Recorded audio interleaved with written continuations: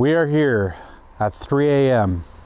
ready to make our journey to the Mecca of tabletop wargaming. And we're just waiting on Owen, who's being typical Owen, and it's late. We are ready to go to Adepticon 2019. Yeah! Anvil of War! Anvil on the road!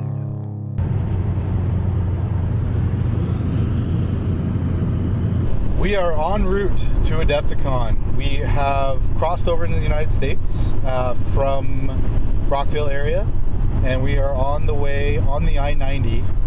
Owen did arrive. Owen showed up late. Not late.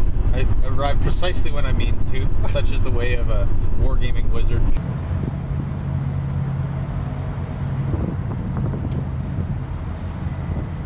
And we are hoping to hit Adepticon probably around 6 o'clock tonight. Yeah, around 6 o'clock, and we want to show up in time for the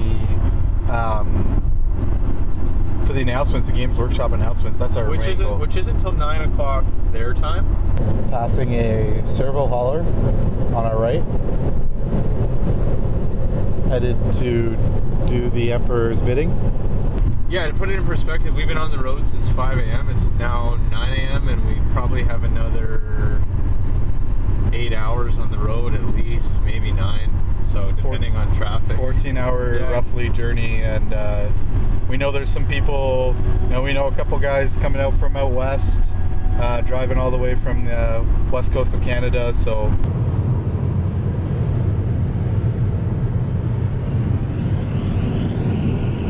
What's up, guys? We're here in Cleveland, Ohio. We stopped for lunch. Yeah, it was at what's it called? Brown Bag Burgers. Brown Bag Burgers really in good. Cleveland, Ohio, and it's unbelievably good. Yeah. We are about 50%, little over 50% of the way to Adepticon. It's our first major stop, Yep. Aside for gas, and we are continuing our journey on the road to Adepticon. And I'm just going to give you guys some of this beautiful scenery that we've seen for the last 3.5 hours. Oh, hey, look. Another farm. There's another farm. Oh, and more fields. Oh, and more transports. Hey guys, we just arrived at the Schaumburg. But the GW preview is in 4 minutes. We gotta go! Go! No!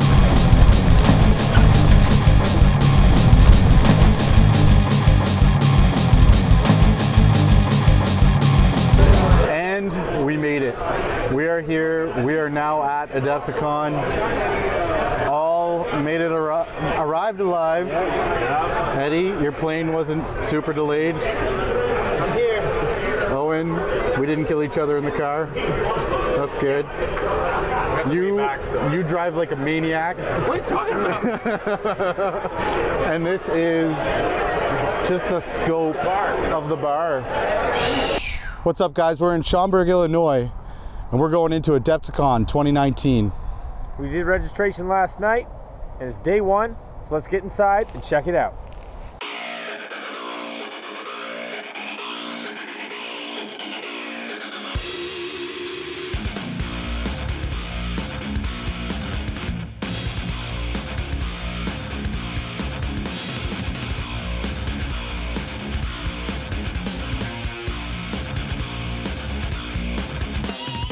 This is my second Adepticon, and the first time I came here, I was surrounded by strangers. Like, I recognize a few people. I recognize Carl. I recognize a few of my Nova crew, because Nova opened as my main con. But this time around, I have not been able to, swing an empty army case 3 feet without hitting someone I know and maybe getting a game with them. This is my third Adepticon. Come every 2 years, basically, and hoping to do it again. As you say, you meet people, and then you meet people, and then you meet people, and all of a sudden you're coming to meet people. First time I came to game. Now I'm coming to meet people, and the gaming's almost like it's a tool to meet people. Yeah. So yeah. Speaking of Horus Heresy, that hall is insane. Yeah, they're committed. Seeing all the tables set up, I was like in awe. Some of the dedication to the terrain was probably the most significant. Yeah, full credit to the Grain Legion and Ryan Kimmel for bringing up the two sets of them and made all the terrain for that hall. And yeah, it's a lot of work setting up. It's a lot of work. And the way Games Workshop have changed their media, they're starting to get there a little bit more. But now Forge World, now Warhammer Community talk about it rather than Forge World. They're a little bit behind on what, as a Heresy podcaster, I feel they should be doing. Yeah. And if you're not in the community, I don't know what it's like for you guys, but you don't see a huge amount of the community from outside that because it's a tight-knit community. So it can be a bit hard to kind of break in. Yeah. So, but I found it to be a very enthusiastic community that's very welcoming to bring people back in. That's good. Because I'm in the Boston area, and the Heresy community around me is like they're all kind of hidden around in the back corners of game stores. Yeah. But the moment you mention like Mark IV power armor, they're like, what? Like they want you to play their game really bad. Yeah. Real Primarchs play 30k. That's all I can say. This is probably my 6th Adepticon at this point. I originally came here as I was invited to come here by the Adepticon crew to actually do filming of the championships back before it was done by Games Workshop and done by FLG and all these other folks. So I was one of the first people doing that on a shoestring budget with subpar equipment, but we made it work, and we did that for a couple years, and ever since then it's just been one of those things where I come back, and as Greg said, we meet our friends again, we meet new friends that we've met online, we then reconnect with friends that we've met here, and from my podcast perspective and from my perspective, we help other people meet other people as well, to meet gamers in their areas and that kind of thing. And it's just such a friendly environment. Campbell and I recorded some stuff the other night, and we were kind of talking about that this is just a place that feels like home after you get to know all these people, and it's just incredible. And there was one year where I skipped it because I went out to Salute in the UK and watched it from a distance, and never again. Yeah. Never again. It hurt you? Yeah. Oh, it's watching all the content. Incredibly painful to see everything going on here from afar and not be here when you've been here and know how good it is. I think Campbell experienced that the first year he came. He was like, "That's okay." Second year, he's like, "I'm going to stay home," and then he sat there and watched it online. So why didn't I go? Watching live streams is cool, and it's a wonderful tool, and I'm glad it's here. But it's got nothing on actually being here. And if you think this year was good, I hope you think this year was good. I definitely do. Yeah. Wait till next year, because what will happen is this year we just met. Yeah. But next year we'll be like, "Hey, yeah, remember when we, and sat down, and it becomes this very, very friendly environment." And that's one of the things I love about Adepticon too. I mean, I've been to other tournaments that are highly competitive or whatnot. This one, there's not a lot of, I don't even know how to explain it. It's just, it feels like home. Talking with Mike Brandt, who runs the Nova Open, and Mike is playing in the team tournament, he was like, "Yeah, in a way, I kind of hope we just lose our first event, because then we can settle in and just have fun." Pressure's off. Yeah. But I mean, that said, if you want to come and win that event, you better come and bring it, because there are other guys who are coming to win, just like the championship. But the other thing I would just add about Adepticon, one of the best things about it, is that regardless of how you play your game, there are multiple ways to play it here. There's Horus Heresy, there's Kill Team, there's events that don't just run the gamut of multiple days, but they run, you just have 4 hours? You play in this event for 4 hours, or you go to this class and spend your time there, and then you get to go do other things. And if I had one piece of advice, it would be don't fill your entire ticket. Leave a lot of space for just socializing. So this is my 3rd time, and I went slightly too far the other way. Not too far the other way, but I feel that I could have managed my events better this year. So if I get to come next year, I'll know that, and I'll smooth it out that little bit more. But you're talking about the atmosphere there, just walking around, the families and all that. And in the UK, we don't have events like this. We haven't got the space. We're trying to build. There's a couple of places trying to build multi-event, hopefully to get somewhere near this. So we don't have that in the UK. I've been to LVO, Yeah.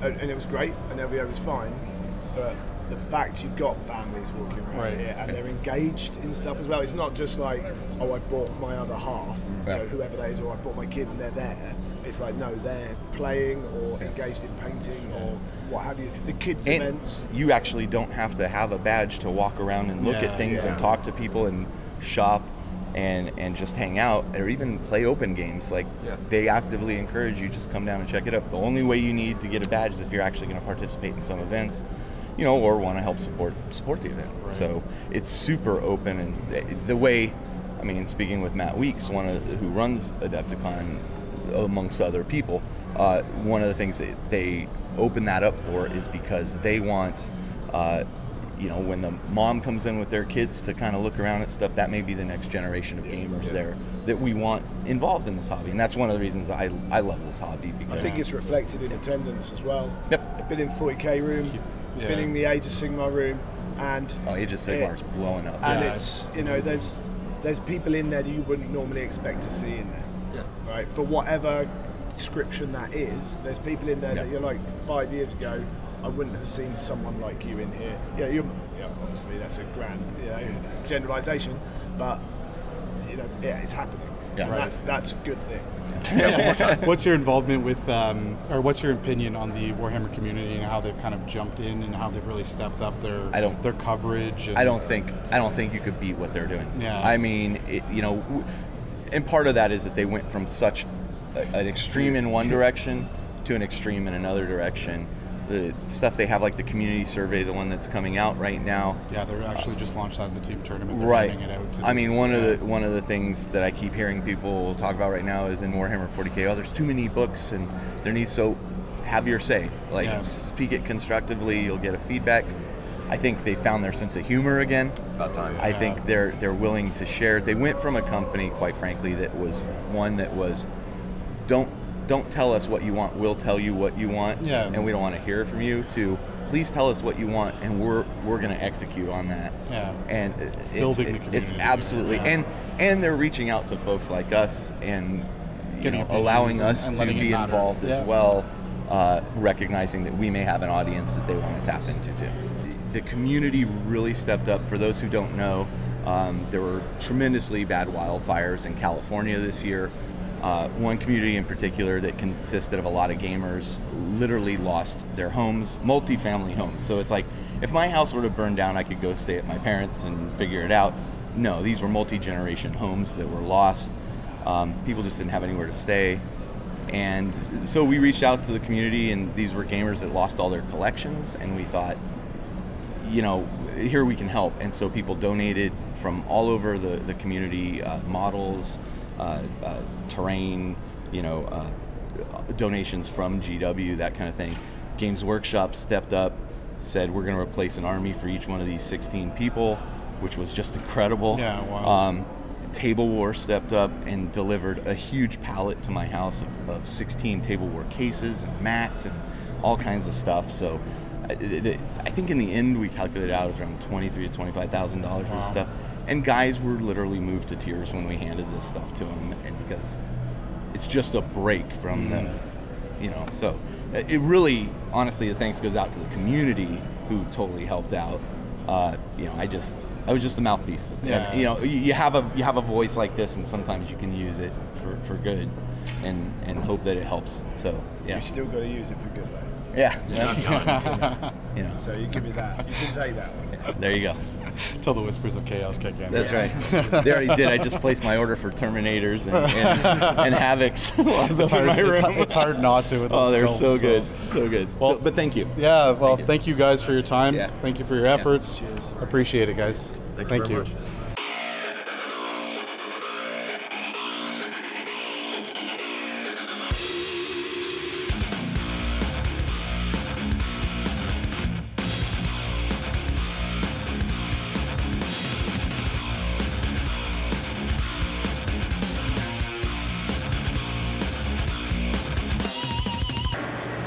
Hey guys, so we're here on the final day of Adepticon, and I'm here with Caleb from CK Studios, and we were just doing a walk of the paint station that you guys have set up for attendees to kind of walk around and jump in and just kind of start painting their miniatures, and they get to sit beside you guys and maybe learn some tricks and tips while you're, you know, painting your models. So I just wanted to reach out and just kind of find out a little bit about your involvement in the event. So how many times have you guys been here at Adepticon?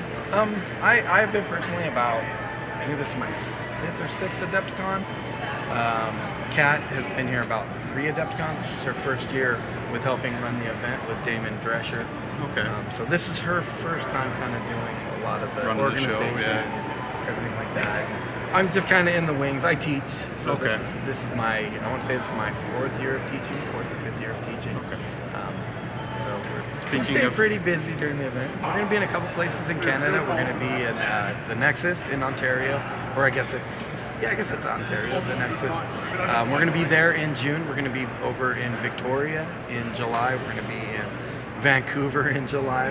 We're a little busy. You're going to be bouncing around everywhere. Yeah, we love coming up there, and then we want to try to make it back to the Toronto area. Okay. We got some plans to be there probably beginning of next year. Getting the Metropolitan Art List, yeah. So I just want to talk the event.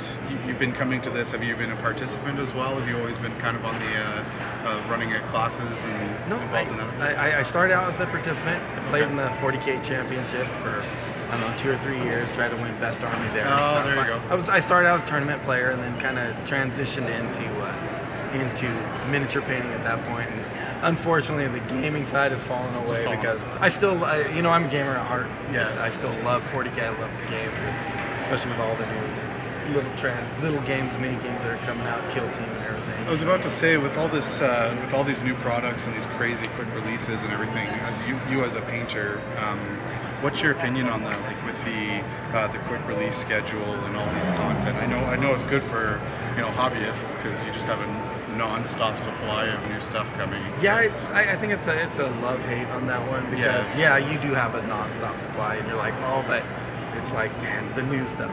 You know, I'm working, all the chaos stuff comes out, so you want to do the black things, and you want to do all the chaos models, and then all of a sudden, you know, you see the new releases, the preview this weekend, that new Keeper's Secrets. And, so now you're just like, Slaanesh, and who knows what, you know, next month is gonna be Sisters or something, and it's the new. So it's hard as a painter to keep up, you know. For our subscribers, I'm wondering if you have a couple tips or tricks that you can pass on for painting large horde armies or quantities of models, like large units, like blocks of troops. Quickly. The airbrush. I mean, if you want a good system, is get into airbrushing. Learn the basics of it. Airbrush maintenance, airbrush prep. It's really not that complicated. I know it is intimidating. Some people get really intimidated with the airbrush. There's a lot of horror stories, but you know, just get in there and learn a couple of the good cleaning techniques and paint prep. Yeah. Probably the 2 primary. So if you can get in there and just do a little bit of I wouldn't say research because there's so much information on the internet, but find a couple of reliable sources. And go from there. If you get a chance, sit in on a class. There's nothing better than hands-on with an instructor. If you can get in there and have somebody walk you through the pitfalls of it, it's so much easier. And that's the way to go, because airbrushing, you can just bang out armies. So you can learn that and a whole lot more. Oh, absolutely. Signing up for one of your guys' seminars. Yeah, if you can make it into one of our seminars, or even come to some of these events. In fact, I'm taking off here in just a few minutes to do another one of the Getting Started, which is our basic classes. So, awesome. Yeah, there's a lot of instructors out there. There's a lot of information. Definitely take a look. Thank you, Caleb. Hey, Appreciate your time.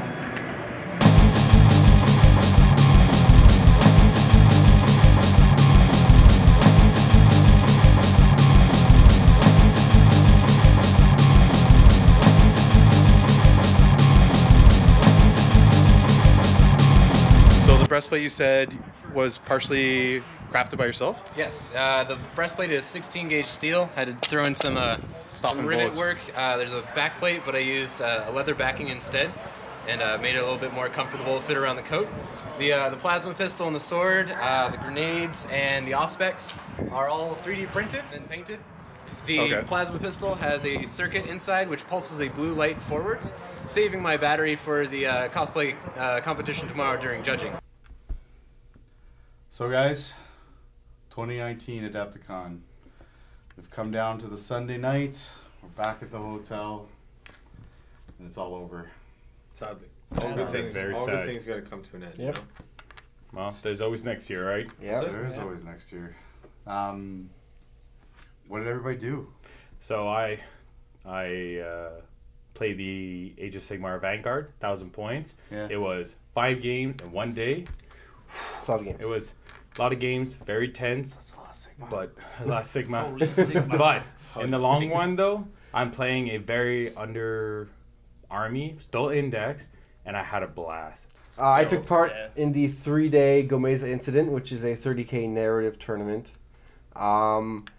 So every game was kind of self-contained, but at the same time, the results of every match affected the overall game map, which over the course of 3 days changed as terrain was lost and gained. Yeah, so it was really cool because this was my first 30k event, so I was kind of going in blind. I had a ton of fun. Each table had a different theme. What about you, man? Yeah, so originally I hadn't signed up for any events, but I ended up getting to play in the Long War doubles as the ringer. So in round 4 there, me and Owen got to play. Shouts out to Next Level Painting, Kenny, and all the guys at the Long War. Yeah, so that was pretty awesome walking by and seeing you guys just hanging out there at the Long War booth. Yeah, it was cool. We were hanging out with Kenny, Rob, and Arthur. They're great guys. Yeah. Good conversation beforehand. I mean, I was all over the place at Adepticon. Thursday, just talking to people all over the place, catching up with old friends. Adepticon from last year. We met a lot of great people, and it was kind of nice to meet up with those folks again.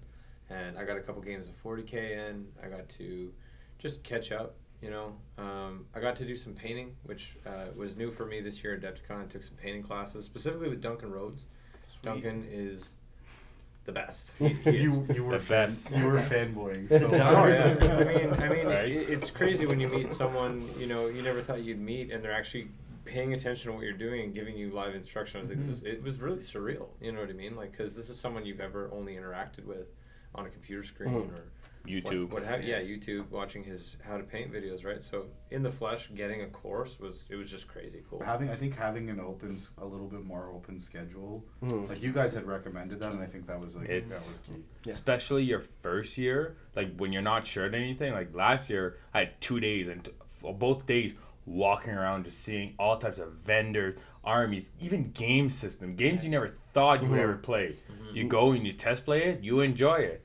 Hey, you may not necessarily buy the game or have it, but you get it. You're trying different tabletop games instead of your typical X-Wing, Games Workshop stuff, and etc. Right? Exactly. It's good to see what's out there. Yeah. And the market hall. It's unreal. Creature Caster booth was up there. It was a wicked year, guys. Yeah, 100%. I'm really, really happy you guys invited me to come down to this. And thanks for coming, dude. It was kind of fun to mix and mingle on the behalf of the channel, and then just hanging out with you guys the whole time. So it was. Yeah. Cheers. Cheers. Sponsored by.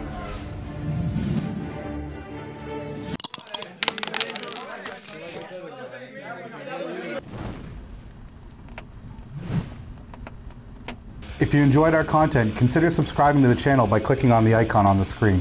We also have some more videos for you guys to check out. That's it.